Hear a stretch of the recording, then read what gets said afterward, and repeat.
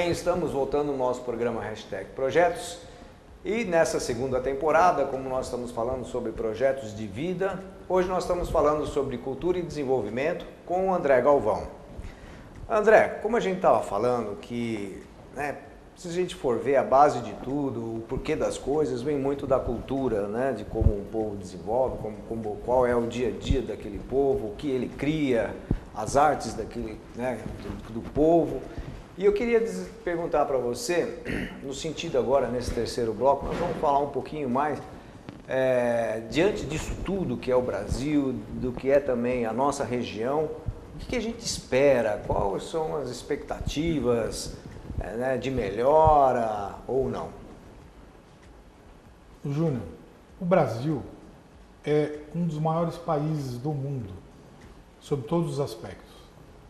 Territorial, população, importância econômica, política, mesmo não exercendo plenamente, e apesar das turbulências políticas e econômicas, isso acontece, ele ocupou esse espaço, acho que desde a sua independência. E antes, de forma periférica, com a sua produção. O ouro que foi produzido no Brasil financiou a Revolução Industrial na Europa. O café ajudou a formar o país, a custear a vinda de uma imigração em massa, a construção de cidades, infraestrutura, a industrialização de países. Então, o Brasil sempre foi, desde o ciclo da cana, ele sempre foi, por sua posição geográfica, por sua riqueza de solo, sua abundância de... O país acolhedor. As guerras, como você falou, as guerras mesmo. Quanta imigração japonesa que nós temos, do outro lado do mundo, vieram até aqui porque viram no Brasil algo de esperança, algo de um mundo novo que tivesse um futuro promissor. O Brasil tem um mercado consumidor para ingressar no consumo maior que muitos países importantes, maior que a Argentina, maior que a Alemanha. Nós devemos ter aí algo em torno de 60 milhões de pessoas para consumir. Isso então assim, só com o que nós temos aqui dentro do nosso território, se investir um pouco em educação, infraestrutura, em pouco tempo a gente já ocupa, já estamos entre os 5 maiores do mundo com tranquilidade. Com tranquilidade. Agora, é preciso organização. Eu sou otimista, não só na questão de Jaú, que eu acho que tem toda uma vocação para explodir economicamente, apesar da dificuldade que está vivendo, pela qualidade do seu povo, pela sua condição geográfica, por sua infraestrutura. Como São Paulo, que só vai ampliar o seu poder econômico, que exerce há muito tempo, e o Brasil. Eu sou otimista, mas não sou um otimista tolo. Eu tenho fundamento para acreditar. Sou um pequeno comerciante apenas, agora, como brasileiro, eu acredito que não é preciso sair do país para ter qualidade de vida. Em Jaú mesmo nós temos qualidade de vida. As pessoas não enxergam, às vezes intoxicadas por essa situação que o país vive e por essa briga política que se instalou, esse grande litígio de encontro, de leituras de mundo, de visões diferentes de mundo, mas nós estamos todos aqui e a grande maioria deseja as mesmas coisas, que é paz, trabalhar, formar sua família, ter saúde, ter educação, ter segurança. Então, assim, não é um país que vai virar nem Cuba, nem Venezuela, nem vai virar escravo dos Estados Unidos, porque a nossa grandeza e o nosso DNA de civilização, a nossa história demonstra que o nosso destino não é virar Cuba nem Venezuela, nem ser um país dividido. Nós vamos superar essa desigualdade, nós vamos nos transformar numa das maiores democracias do mundo, já somos, mas nós vamos aperfeiçoar. É um país imaturo ainda, então é um processo. O que países viveram com guerras hediondas e bárbaras que levaram a Europa, por exemplo, a um abismo de civilização, o processo histórico do Brasil não passou por isso. O que nós estamos vivendo hoje, com um número alto de homicídios, a Europa tinha isso em milhões. Nós temos em 60 mil, uma população de mais de 200 milhões. É difícil? É o que o brasileiro deseja? Não, ninguém deseja, seja de qualquer ideologia, leitura política. Então, assim, o importante, do meu ponto de vista, é que, passadas as eleições, vamos respeitar o que o povo escolheu, não importa quem for o presidente, né? E vamos trabalhar, e vamos pedir paz para o Brasil poder trabalhar. Se as lideranças do país fossem mais afeitas ao diálogo e a um encontro de pactos para concordância, sem esse atropelo, sem esse confronto, sem esse litígio permanente entre ambientalistas e ruralistas, entre patrões e trabalhadores, entre populações pobres e Estado. É sempre um grande conflito, né? É sempre um grande conflito. A gente é imaturo para encontrar a harmonia suficiente, a inteligência suficiente para organizar o país, organizar a partir dos municípios, dos estados e chegar a esse desenvolvimento. É um processo, mas nós vamos chegar lá. Verdade, André, acho que você falou muito bem.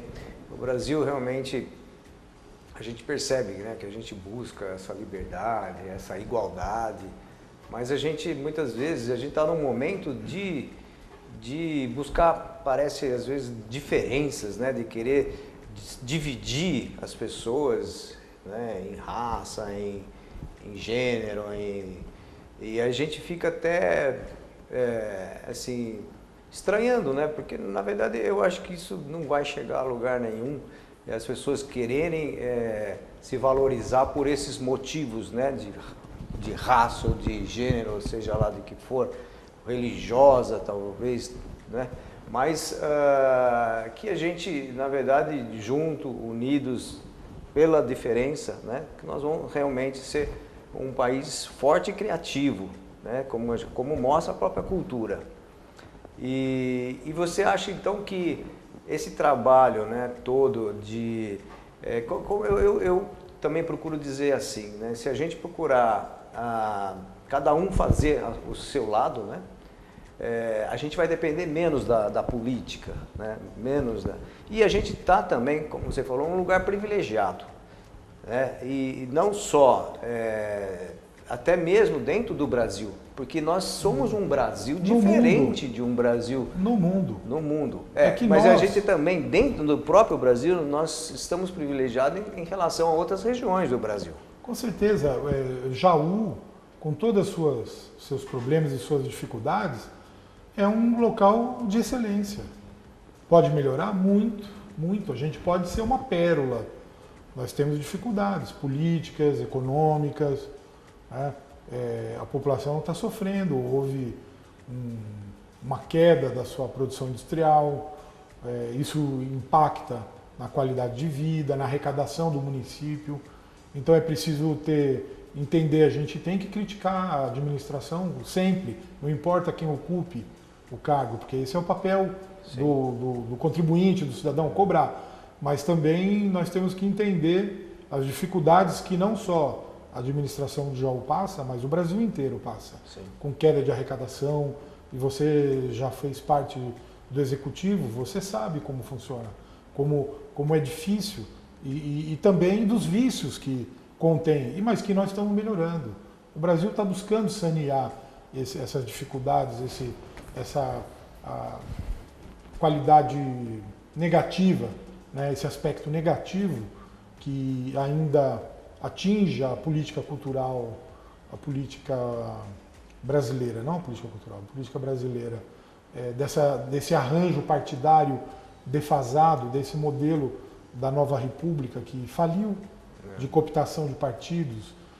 Na verdade, hoje é um grande teatro que não reflete a realidade e que também não consegue produzir políticas que busquem o anseio da população, aquelas necessárias, aquele mínimo necessário, e não é uma questão municipal, é nacional. Fica muito distante daquilo que o público está precisando, não é nem sonhando, né? Então, assim, a educação do Brasil, ela incluiu muita gente, mas a qualidade ainda é ruim, né? A segurança está praticamente falida, apesar de que em nossa cidade a segurança funciona, a polícia em Jaú funciona, mantém a ordem, né? O trabalho aqui é bem feito. O Estado de São Paulo tem o governo estadual conseguiu, né? Uma política de segurança mais consistente. É verdade. Agora, a gente vê alguns estados em verdadeiro estado de guerra civil, né? Então a gente tem que valorizar aquilo que é positivo, e no caso de Jaú a gente tem muito mais pontos positivos, desde a capacidade de trabalho da sua população, da sua organização, que sempre é histórico, né? Até a segurança. É isso mesmo. Eu acredito também que dentro dessa situação, né, das dificuldades, a gente vai se reorganizando, vai buscando novos áreas de trabalho, cria-se, né, novas situações onde com certeza nós estamos nos estruturando para um futuro melhor. Sem dúvida. O brasileiro é empreendedor. O brasileiro, você veja agora nesse período de crise, a quantidade de negócios novos que foram criados. O brasileiro, ele é empreendedor, ele busca, ele enfrenta os desafios, ele tem qualificação, né? Ele não é um povo que se acovarda e aceita. Ele busca os desafios, ele é um povo que conquista. Então, assim, eu acredito muito no país, muito na cidade de Jaú. Eu sou otimista, sem ser tolo.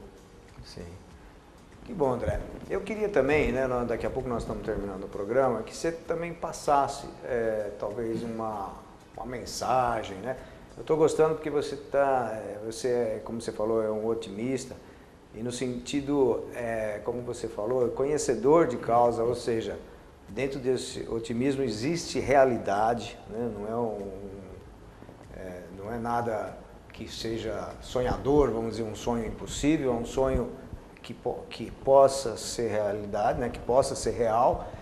E eu sei que você, como empreendedor, né? Como um comerciante, está firme, como você falou, se mantém um estabelecimento há mais de 30 e poucos anos na família, e que investe, né? Mesmo em momentos difíceis, porque sabe que tem que criar, tem que mudar, que as pessoas querem, gostam de um padrão que você mantém, um padrão do alimento, né, do que você vende, mas ao mesmo tempo gosta de lugares diferentes, de conforto.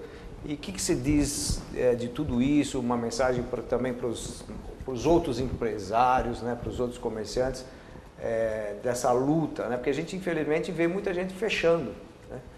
E aí, o que a gente poderia persistência. Dizer? O brasileiro, existe aquele ditado, não desiste, né? Nunca. É persistência. A gente tem que acreditar no país, e a gente tem muitos exemplos, persistência, dedicação, inovação. Eu sou apenas um pequeno comerciante, mas a gente tem na cidade muitos casos de empresários que, com persistência, com trabalho, inovação, conseguiram criar grandes negócios e que servem como exemplo para os outros. E acho que cada um sabe o tamanho ou desenha um projeto pessoal. O seu pai, por exemplo, é uma referência. Veja o quanto que ele sonhou, o quanto ele empreendeu e o quanto conquistou. E como ele, existem outros. E a gente tem que observar esses exemplos positivos, desde o mais humilde, que mesmo não tenha tido uma repercussão, uma amplitude financeira, seja um sucesso na educação ou como artista, né? e está sempre homenageando essas pessoas que contribuem para que a sociedade continue rica, criativa, solidária, principalmente, porque o país é muito desigual. A gente não pode deixar de observar que todo país desenvolvido, toda sociedade desenvolvida, ela é solidária. Essa é uma característica essencial. O investimento no conhecimento, seja no desenvolvimento de tecnologia, seja investindo em educação. Por isso é importante agora a vinda da Faculdade de Medicina e que venham outras, quantas mais vierem, para que Jaú possa ampliar esse setor de serviços e na área de educação. Já somos referências na área da saúde, temos um comércio muito forte, temos uma indústria metalúrgica, a de calçado tem se recuperado, nós temos um terceiro setor forte com organizações sociais importantes na área da assistência social.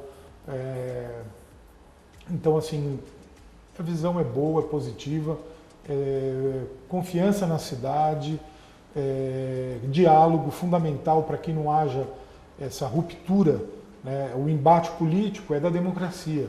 Passada a eleição, vamos respeitar o resultado e trabalhar, dialogar e construir oportunidades para que Jaú, o país, né, a gente possa estar sempre avançando. Que bom, André.